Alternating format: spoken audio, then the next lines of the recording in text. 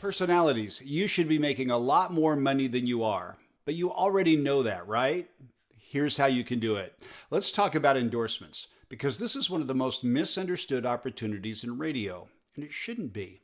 Research has been telling us the same thing for years, and it still surprises a lot of broadcasters, and a lot of personalities don't believe it. Listeners trust radio personalities who make an impact, not by a little, by a lot. In fact, more than half of your audience probably is saying that they trust brands that are recommended by someone they listen to on the air. Let me repeat that. More than half are influenced by radio personalities. It's not a marketing stat.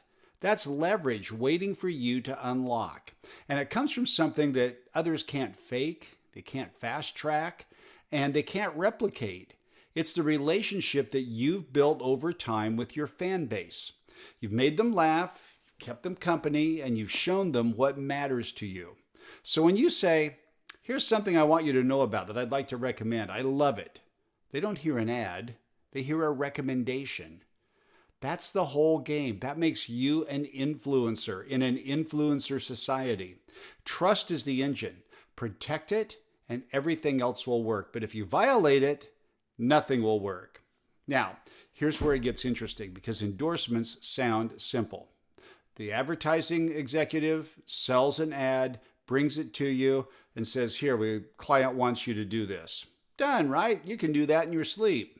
It's not that easy. There's a lot of moving parts, and most personalities never fully take advantage of them.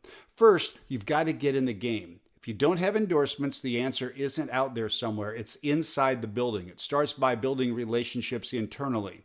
And yes, it's hard to get the first one, but once you do, it builds momentum. Now, second, it's choosing the right clients and having the control over which clients you say yes to and which you say no to.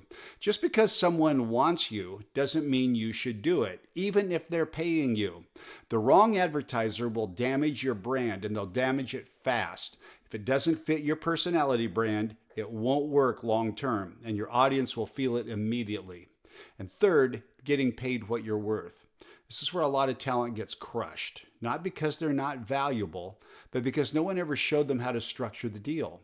You got to have your rates, terms, expectations, and standards. All of those things matter. And fourth, performing the ad. This is your craft. The best endorsements should never sound like commercials. They sound like part of the show.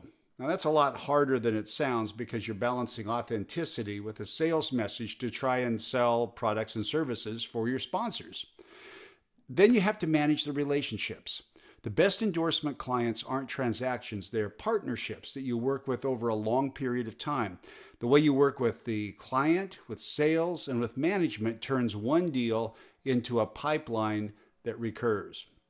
Now, if you're not willing to invest in those things, that's okay. You can stick with live reads. But if you want to invest your time, your effort, your expertise, and build a career where the endorsement money you make could be even higher than what your station pays you, you need to take those steps now. Just don't expect endorsement level income if you don't. Endorsement level income can sustain you and help you build a brand or even a side hustle that's even greater than you ever imagined.